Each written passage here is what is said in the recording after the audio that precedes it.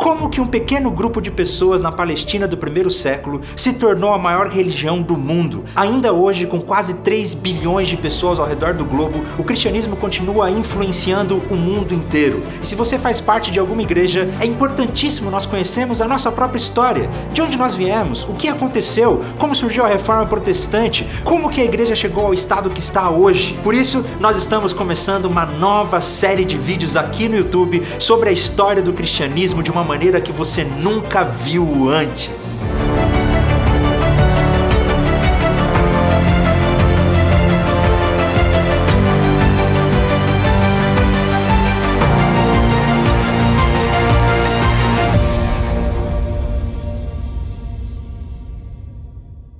Seja muito bem-vindo, meu nome é Felipe Breder e nós estamos começando esse novo projeto onde contaremos para você a história do cristianismo de uma maneira que você nunca viu, de uma forma criativa e simples. E esse projeto só foi possível por causa da parceria que nós estamos com o Seminário Batista Sul-Mato-Grossense e com a Primeira Igreja Batista de Campo Grande. O Seminário Batista Sul-Mato-Grossense tem todas as ferramentas necessárias para que você possa se preparar para o seu ministério. Então acesse o site deles, teologiams.com.br, faça parte, venha estudar conosco. Se você vier estudar no Seminário Batista, no curso presencial, eu estarei junto com vocês lá também como professor. A nossa série contará com 6 episódios, um episódio por mês lançado aqui no nosso canal no YouTube. E deu um trabalhão para fazer, e a única coisa que nós precisamos em troca é que você deixe aí o seu gostei, se inscreva no nosso canal e compartilhe com seus amigos. Mas antes de tudo é importante nós entendermos o que aconteceu ali naquela página em branco que existe na sua Bíblia entre o Antigo Testamento e o Novo Testamento. Você já se perguntou o que aconteceu nesse período de 400 anos entre o Antigo Testamento e o nascimento de Jesus? A região da Palestina, o berço do cristianismo, sempre foi um lugar muito importante, com importantes rotas comerciais. Por isso, os impérios, os países ao redor sempre estiveram de olho para aquele lugar. No século IV a.C., surge um carinha que talvez você já tenha ouvido falar dele, um tal de Alexandre o Grande, um dos maiores conquistadores de todos os tempos. Para você ter uma ideia, Alexandre, na sua época, conquistou praticamente o mundo inteiro. Só que o Alexandre, não exclusivamente, mas ele adota um princípio que foi adotado, por exemplo, também pelos persas, que foi o de não oprimir e tentar angariar simpatia entre os conquistados.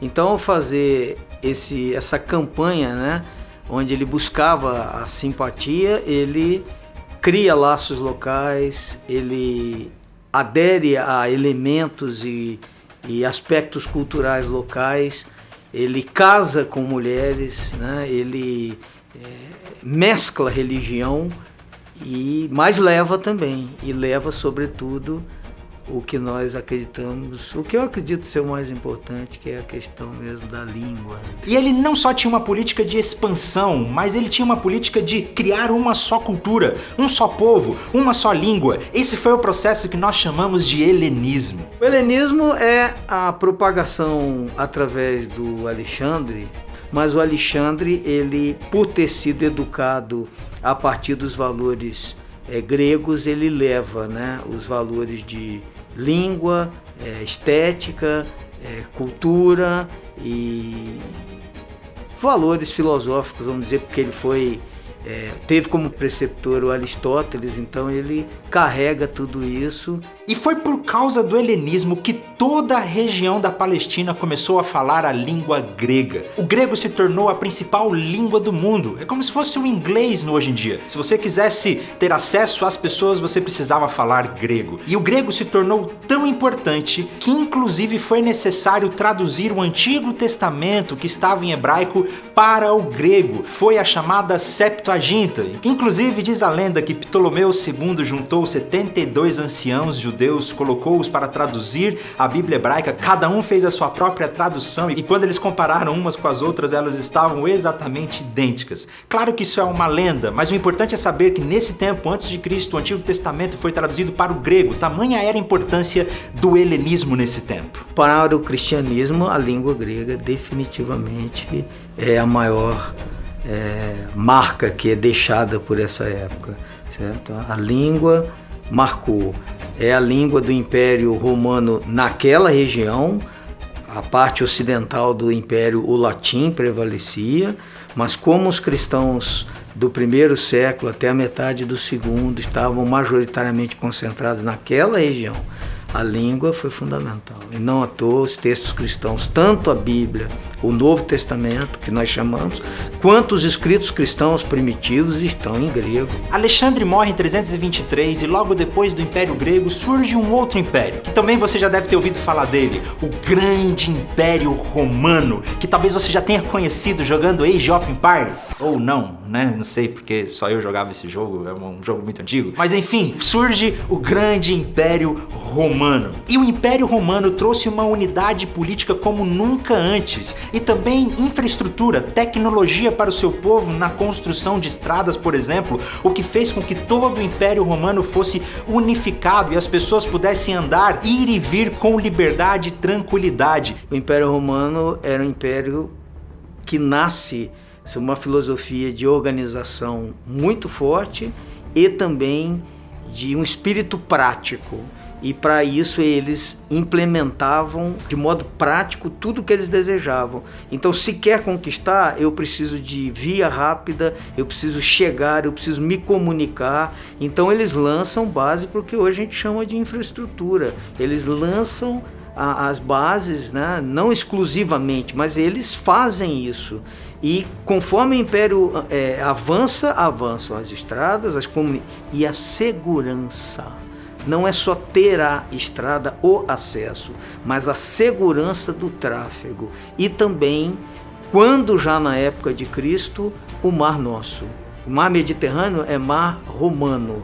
Então, não só estradas, mas a navegação também é segura. Esse foi um fator muito importante para que quando o cristianismo surgisse, as pessoas pudessem caminhar por todo o Império Romano pregando o Evangelho. Uma outra coisa que eu preciso ressaltar aqui, que por causa do helenismo, o judaísmo também começou a ficar dividido, porque haviam aqueles que concordavam com a unificação da cultura, outros não, aqueles que eram resistentes ao Império, aqueles que eram a favor do Império. Isso fez com que o próprio judaísmo se tornasse fragmentado. Então, nesse tempo, nós temos 3 acontecimentos importantes antes de nós entrarmos na história da igreja. Primeiramente, Alexandre o Grande com o Império Grego traz a unificação da cultura e o helenismo. O grego se torna a língua mais importante. Segundo, o Império Romano traz infraestrutura, paz, tranquilidade e estradas para que o evangelho pudesse ser pregado por todo o mundo. E terceiro, o próprio judaísmo já estava enfraquecido, fracionado. Isso é o que nós vamos chamar da plenitude dos tempos, dizendo que as situações, o contexto estava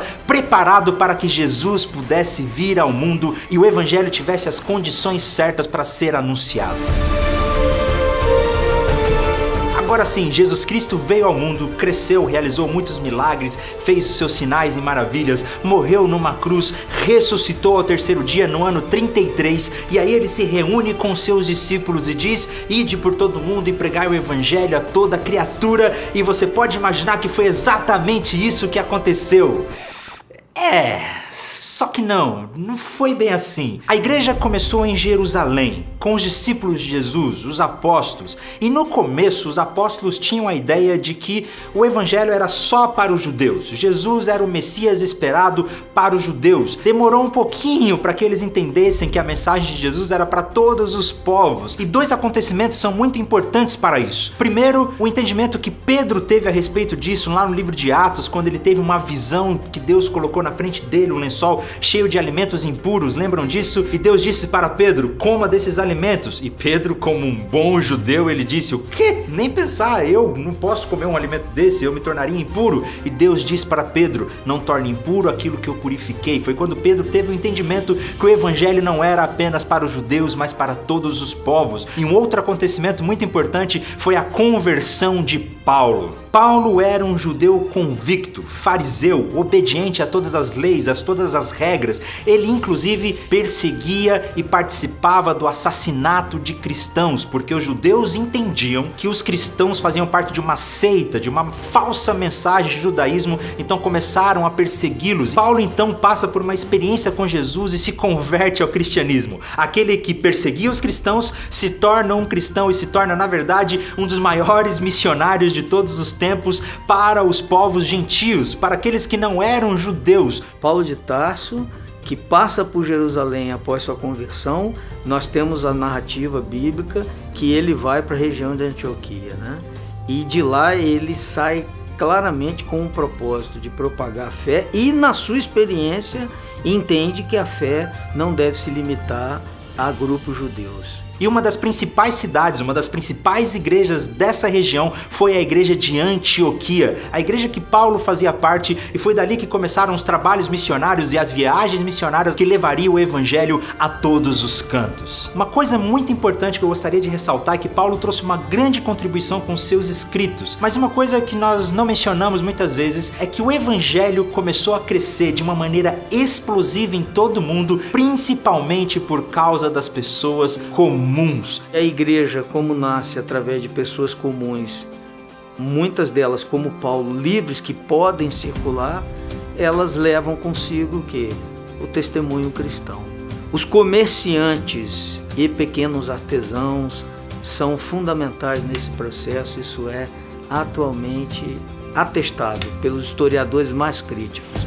O povo comum, os comerciantes levaram a fé cristã pelo mundo, muito além do que nós imaginamos. Paulo foi um grande missionário, com certeza, mas os maiores evangelistas de todos os tempos foram as pessoas comuns, os ferreiros, os padeiros, as lavadeiras, as pessoas que viajavam pelas estradas romanas levando o seu testemunho de salvação em Jesus Cristo. Todos nós fomos chamados para sermos missionários e levarmos as boas novas de salvação para todas as pessoas.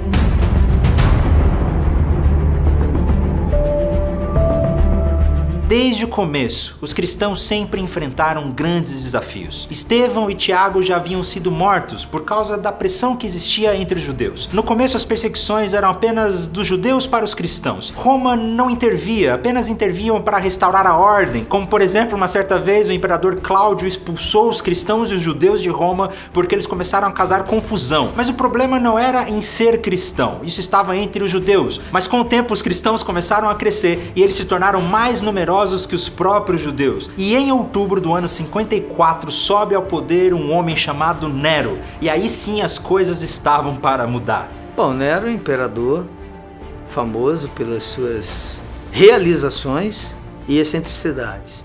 Todo imperador, né? Todo poderoso. Mas para o cristianismo marcou a primeira perseguição aos cristãos. Nero começou o seu governo até que muito bem, trazendo leis em favor do povo e dos pobres, mas com o passar do tempo o cara foi ficando doido. Ele endoideceu, a sua mania por grandeza, por poder, subiu a cabeça e ele mandava matar as pessoas simplesmente porque ia contra ele. E quando ele chegou mais ou menos aos 10 anos de governo, boa parte de todo o povo já odiava Nero. E para piorar a situação, veio o grande incêndio de Roma. No dia 18 de julho do ano 64, um grande incêndio assolou a cidade de Roma e destruiu praticamente tudo, um incêndio que durou 6 dias e 7 noites. E como Nero já tinha essa fama de doido, de desprezado, não demorou muito para que começasse a surgir uma fofoca, um burburinho no meio do povo de que o próprio Nero tinha incendiado Roma, apesar de não existir evidências de que ele realmente tenha feito isso. Nero não incendiou Roma, né? Acredita-se que o incêndio tenha sido causado mesmo pela própria estrutura precária e das construções romanas. Para ele foi ótimo, porque ele tinha um projeto de revitalização da cidade, mas o incêndio foi muito grande e atingiu 10 daquilo que nós poderíamos chamar das 14 regiões da cidade romana. E 3 foram completamente destruídas. Então todo mundo estava desconfiando que foi o próprio Nero que tinha incendiado a cidade. E para afastar as suspeitas, o que aconteceu? Ele percebeu que durante o incêndio, os únicos bairros que não foram atingidos eram bairros em que a maioria das pessoas que viviam ali eram cristãs. Não demorou muito para que o Nero colocasse a culpa nos cristãos e usasse eles como bode expiatório. Foi quando começou a primeira perseguição cristã pelo Império Romano. Nero emitiu um decreto de que os cristãos deveriam ser mortos e eles passaram a ser livremente perseguidos em Roma. Os cristãos foram mortos de vários modos e o mais cruel foram luminárias para a cidade e para os jardins do imperador. Então eram besuntados de piche e queimados, vivos. Eles foram usados como lamparinas, queimados vivos, levados para o Coliseu para serem mortos por feras. Foi praticamente uma carnificina e atos cruéis contra os cristãos. Vale ressaltar que essa primeira perseguição por Nero não aconteceu em todo o Império Romano, mas ficou centralizada ali na cidade de Roma. E foi justamente nessa época de Nero que provavelmente o apóstolo Paulo foi morto, decapitado, e também o apóstolo Pedro. E há inclusive uma tradição de que o apóstolo Pedro teria sido crucificado de cabeça para baixo, porque ele não se sentia digno de ser crucificado como seu Senhor. No ano 68, o povo já não aguentava mais as loucuras de Nero. Eles se rebelaram contra o imperador, o obrigaram a fugir e ele acabou cometendo suicídio. O decreto contra os cristãos continuava para aqueles que quisessem persegui-los, mas na prática a igreja começou a viver uma época de relativa paz por enquanto, e a igreja crescia, se expandia e continuava pregando o evangelho por todo o mundo.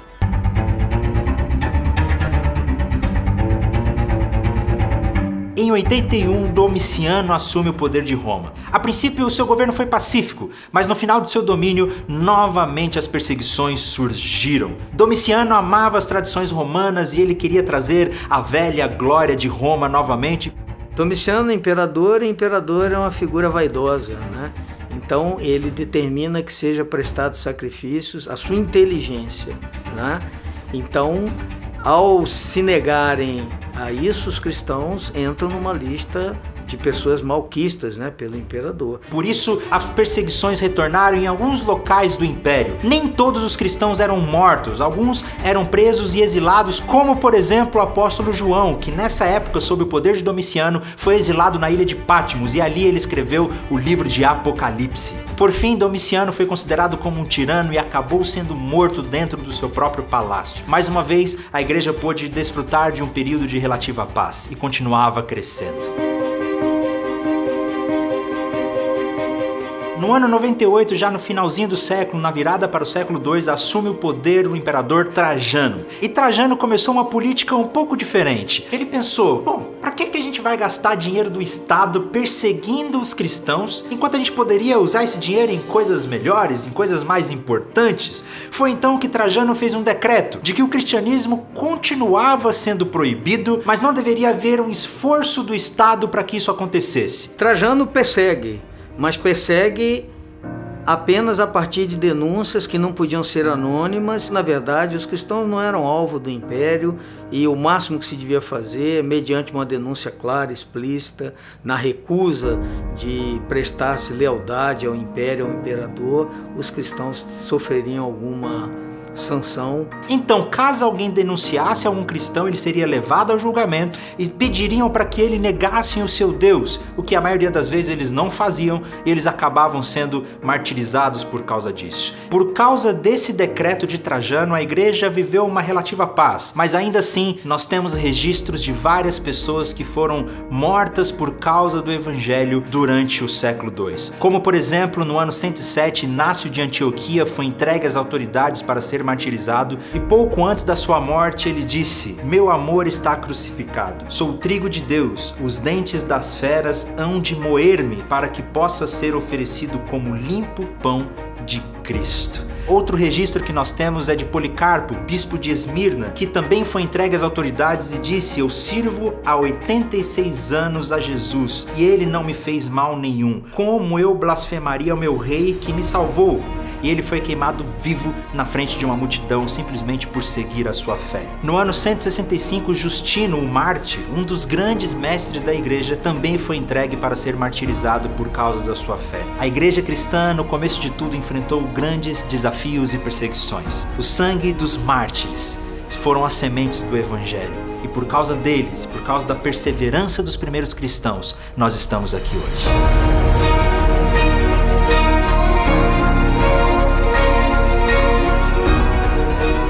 Eu já disse, por causa daquele decreto de Trajano, a igreja no século II viveu uma relativa paz. Haviam algumas perseguições, algumas denúncias, mas ela teve a oportunidade de crescer e prosperar e se tornar muito numerosa. Mas aí começaram a surgir outros problemas. O primeiro problema era a respeito do que os pagãos pensavam a respeito do cristianismo. Porque na verdade as pessoas não sabiam o que significava ser cristão e o que acontecia nas comunidades religiosas. Começaram a surgir vários mitos, várias lendas a respeito dos seguidores de Jesus, eles acreditavam, por exemplo, que os cristãos eram canibais, porque eles comiam e bebiam o sangue de Jesus, que nas reuniões eles pegavam um bebê recém-nascido, colocavam dentro de um pão, cortavam um pão no meio e comiam a criança. O povo também pensava que os cristãos adoravam um asno crucificado, e a elite do Império Romano começou a criar argumentos contra os cristãos porque eles não podiam aceitar que as pessoas pobres estivessem com a razão. Hoje em dia, infelizmente, o cristianismo está associado com muita riqueza, a Igreja Católica ou muitas outras denominações têm muito dinheiro, mas naquele tempo a igreja era formada por maioria de pessoas pobres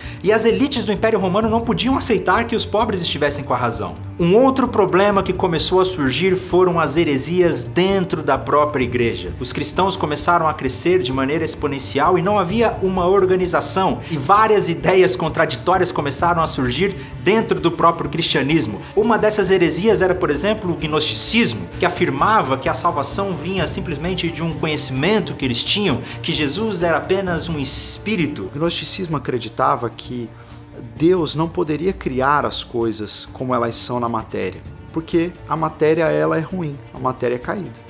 Então, essa criação desse mundo, na verdade, é obra de um outro Deus, de um demiurgo ou de um Deus inferior. Havia uma distinção radical entre o Deus do Antigo Testamento e o Deus do Novo Testamento. O Deus do Antigo Testamento era um Deus mau, era um Deus punitivo, era um Deus de ira, e o Deus do Novo Testamento é um Deus de amor, o Deus pregado por Jesus. E os gnósticos cristãos, ou os cristãos gnósticos, eles acreditavam que Jesus, ele não era como Deus. Ele não podia ter a mesma natureza de Deus. O gnosticismo foi uma das principais heresias do século II e foi a heresia que mais esteve próxima de vencer a igreja. Se nós perdemos a divindade de Jesus, como pregava o gnosticismo, nós perdemos a essência da fé cristã. E uma das pessoas que mais exemplificou esses ensinos gnósticos na prática foi um homem chamado Marcião, e essa heresia era chamada de marcionismo. Esses seguidores de Marcião acreditavam nisso, acreditavam que o Antigo Testamento tinha que ser desprezado, o Deus dos judeus tinha que ser desprezado, todo tipo de elemento do judaísmo tinha que ser desprezado, e o Antigo Testamento representava esse demiurgo, este outro Deus, e que na verdade Jesus não era Deus de fato, ele não tinha semelhança de Deus, mas ele era somente uma emanação de Deus. E eles tinham uma Bíblia própria, eles usavam apenas os escritos de Paulo, sem contar as pastorais, então eles usavam as epístolas paulinas, e o único evangelho que eles usavam era o evangelho de Lucas, só que um evangelho editado, tirando as passagens judaicas, as passagens que falavam dos judeus ou que remetiam ao Antigo Testamento. Então, diante disso, diante das lendas e dos mitos que existiam no meio do povo e das heresias que surgiram dentro do cristianismo, a igreja precisava ter alguma reação, ela precisava se organizar, e foi então que ela começou a se defender.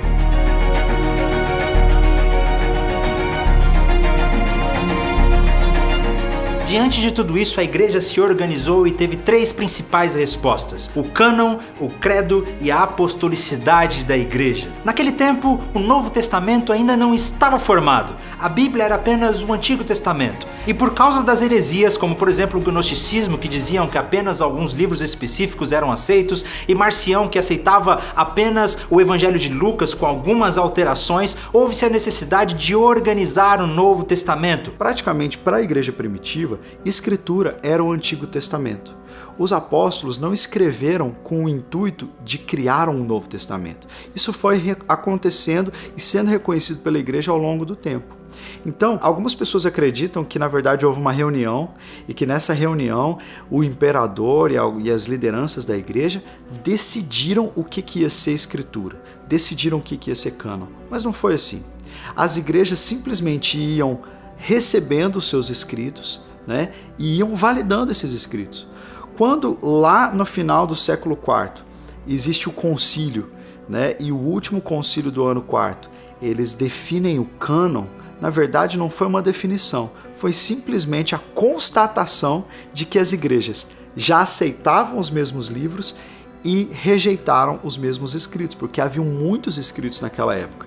E a formação do cânon, ela foi então esse processo lento, gradativo, que partiu das igrejas, não partiu de uma liderança unificada, partiu da ação do Espírito Santo na própria igreja. A igreja então começou a organizar os livros que já eram reconhecidos como autoridade por todos os cristãos. E nesse tempo, os 4 evangelhos, Mateus, Marcos, Lucas e João, o livro de Atos e as cartas paulinas já eram reconhecidas como autoridades divinas. O cânon, de certa maneira, já estava começando a ser organizado. Outra maneira de responder ao que estava acontecendo foi o credo apostólico. A igreja precisava organizar as suas crenças. Afinal, no que os cristãos creem? Uma das maneiras que a igreja estabeleceu para responder o grande número de heresias que surgia nessa época foi a elaboração de um credo. E credo é uma palavra latina que significa simplesmente eu creio. É uma afirmação de fé, não é uma oração, é simplesmente um conjunto, um resumo teológico. O que nós cremos? E a igreja foi elaborando isso aí. Nós temos então o credo apostólico, que nasceu da fé dos primeiros discípulos dos apóstolos. A forma que nós temos do credo apostólico hoje, a forma definitiva, ela já é um pouco mais posterior, mas a igreja foi reunindo essas afirmações desde muito cedo. Então já no século II nós temos o credo apostólico praticamente formado. Creio em Deus Pai Todo-Poderoso, Criador dos céus e da terra, creio em Jesus Cristo, seu único Filho, nosso Senhor, o qual foi concebido por obra do Espírito Santo e nasceu da Virgem Maria, padeceu sob o poder de Pôncio Pilatos, foi crucificado, morto e sepultado, desceu em Hades, ressurgiu dos mortos ao 3º dia, subiu aos céus e está assentado à mão direita de Deus Pai Todo-Poderoso, de onde há de vir a julgar os vivos e os mortos. Creio no Espírito Santo, na Santa Igreja Universal, na comunhão dos santos, na remissão dos pecados, na ressurreição do corpo, na vida eterna. Amém. Ufa. A terceira reação foi a apostolicidade da igreja. Porque veja bem, naquele tempo as heresias estavam dizendo que cada um possuía sua própria verdade. Marcião dizia que apenas ele conhecia a verdadeira verdade. Os gnósticos diziam, não, somos nós que conhecemos a verdadeira verdade. Então a reação da igreja foi a seguinte: nós temos a mensagem dos apóstolos. O que nós aprendemos foi o que os apóstolos, aqueles que viveram com Jesus, nos ensinaram. Nós precisamos então ser uma igreja apostólica. A crer na apostolicidade da igreja. Foi nesse tempo então que a igreja se uniu sobre a sua apostolicidade. Os apóstolos começaram a ser muito importantes. Cada igreja queria um apóstolo para chamar de seu. Olha, o apóstolo tal foi quem fundou a nossa igreja, foi quem plantou a nossa igreja. E nesse tempo a igreja começou a se unir. Mas não havia muita unidade no governo das igrejas. Então as igrejas realmente ficavam um pouco à mercê dos falsos ensinos daquela época. Elas eram empoderadas pelo Espírito Santo para responder, mas não havia uma autoridade unificada. A apostolicidade da igreja foi essa resposta,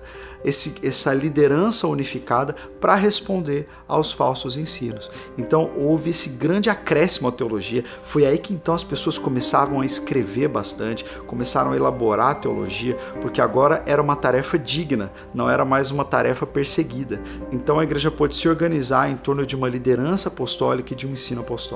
E surge então a Igreja Católica Antiga. Veja bem, eu não estou falando ainda da Igreja Católica Apostólica Romana. A Igreja Católica no sentido da palavra, universal, uma igreja unida, uma igreja que cria numa só coisa, que tinha uma Bíblia, um cânon, que tinha um credo e que estavam organizadas sob uma liderança. É muito legal ressaltar que essa organização apostólica da Igreja Católica não foi para obter um poder sobre si, mas para responder às heresias, para que a igreja pudesse se posicionar diante dos desafios daquele tempo. Nessa época surgiram grandes mestres que infelizmente nós não temos tempo para falar deles aqui, como por exemplo Irineu de Leão, Clemente de Alexandria, Tertuliano de Cartago, Orígenes de Alexandria, grandes homens de Deus que foram essenciais para a resposta que a igreja precisava dar às heresias e aos desafios daqueles tempos.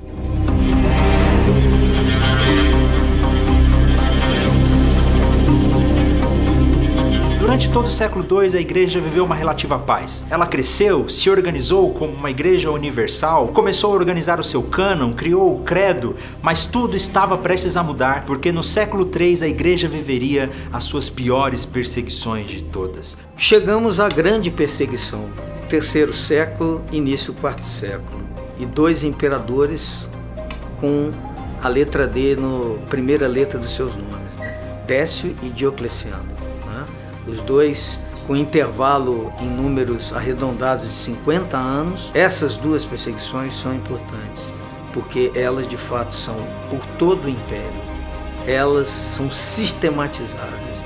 O império sai à caça, né? Ele confisca a propriedade destrói templos, condena pessoas à morte. Décio criou um decreto de que todos os habitantes do Império Romano deveriam adorar aos deuses romanos para que a glória voltasse. A perseguição agora começou a ser sistematizada por todo o Império, obrigando a todos os cristãos a se curvarem diante de outros deuses. Os cristãos agora precisavam ter um certificado de que eles tinham prestado adoração aos falsos deuses. Por causa disso, muitos cristãos acabaram sendo martirizados, comprando certificados ou simplesmente cedendo à pressão do Império Romano. Foi uma das piores perseguições de todas, mas ainda não foi a pior. A igreja ainda estava prestes a viver a última e a pior perseguição de todas.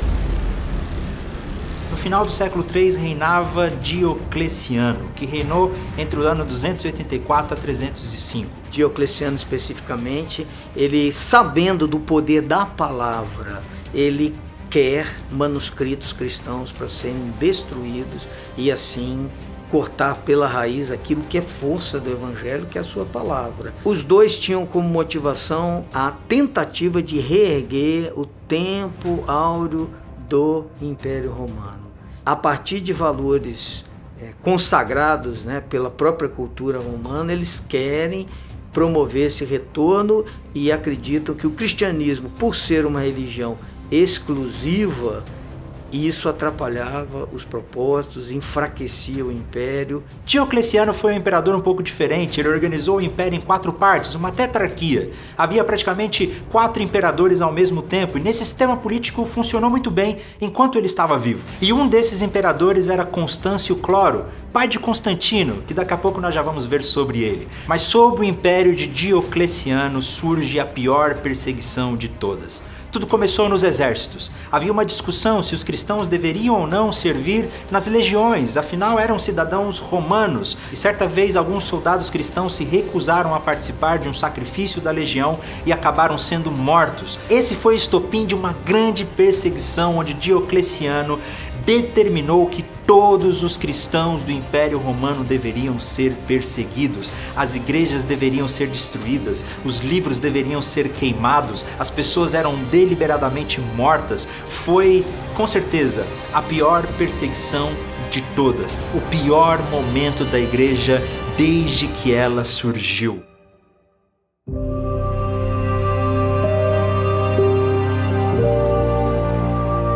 Praticamente 300 anos onde a igreja nunca esteve realmente em paz, onde ela nunca pôde prosperar verdadeiramente, mas graças a Deus as coisas estavam prestes a mudar. Vários conflitos políticos começaram a acontecer, o que fez com que Constantino, filho de um daqueles imperadores, tomasse o poder de uma região do Império Romano e estava prestes a invadir a cidade de Roma. E antes dessa batalha por Roma, Constantino teria tido uma experiência com Deus, uma visão do Deus cristão que dizia para ele que sobre esse sinal vencerás. Constantino então teria feito com que todo o seu exército desenhasse o sinal da cruz nos escudos e nesse dia ele tomou Roma e venceu a batalha. O fato histórico onde o Constantino tem a visão, de que por esse sinal vencerás, serás vencedor, é atribuído e de fato está registrado em Eusébio de Cesareia, historiador da igreja, primeiro historiador, e que é um texto que é acessível, que todos deveriam ler, no meu entendimento. Ele narra, é verdadeira experiência? Eu não nego a experiência alheia, porque não nego as minhas experiências. Então não me sinto à vontade para dizer que ele não passou por isso. Pode-se dizer que ele era um político, que ele fez porque... É possível, com certeza, mas eu não me sinto nem um pouco à vontade para negar isso. Para quem crê em algo que pode ir além, e eu acredito da nossa experiência natural, o Constantino é usado para apaziguar e trazer um pouco de paz à vida da igreja. Constantino já tinha uma certa simpatia pelos cristãos. A sua mãe era cristã e principalmente depois dessa experiência, Constantino teria se tornado muito benevolente para os cristãos e ele mesmo teria se tornado um cristão. Então, finalmente, no ano 313, após Constantino ter tomado o poder de Roma, ele assina o Edito de Milão, dando finalmente liberdade para todos os cristãos. A partir de agora, a igreja poderia viver em paz. Por enquanto, a igreja ainda não é a religião oficial. Com Constantino, ela se tornou livre. Os cristãos poderiam ir e vir livremente com a sua fé. E agora? Como será que a igreja vai reagir a essa liberdade? Uma igreja principalmente formada por pessoas pobres, mas agora faz parte do Estado. Uma igreja em que antes haviam pessoas simples, mas agora a elite começa a fazer parte dela. Como será que a igreja vai reagir? Será que a igreja permanecerá pura dentro da sua essência? Quais serão as consequências depois da conversão de Constantino? Isso nós veremos no nosso próximo episódio, quando a igreja se torna a igreja imperial, a igreja oficial. Espero que você tenha gostado. Esse é apenas um resumo da história da igreja até Constantino. Muitas coisas ficaram de fora, inclusive se você quiser deixar nos comentários algum momento desse período da história que te chama a atenção, fique à vontade. Dá um gostei nesse vídeo, compartilha com seus amigos e até o próximo episódio.